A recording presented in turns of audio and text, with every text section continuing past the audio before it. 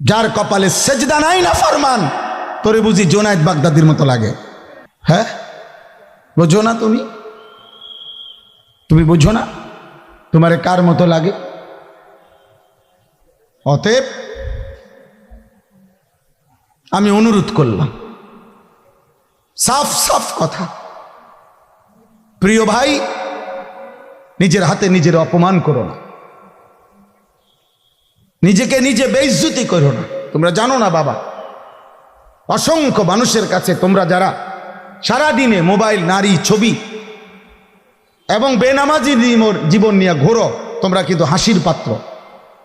তোমরা বুঝতেছো না, মানুষের কাছে তোমাদের এক পয়সার সম্মান, ইজ্জত বলতে কিচ্ছু নাই।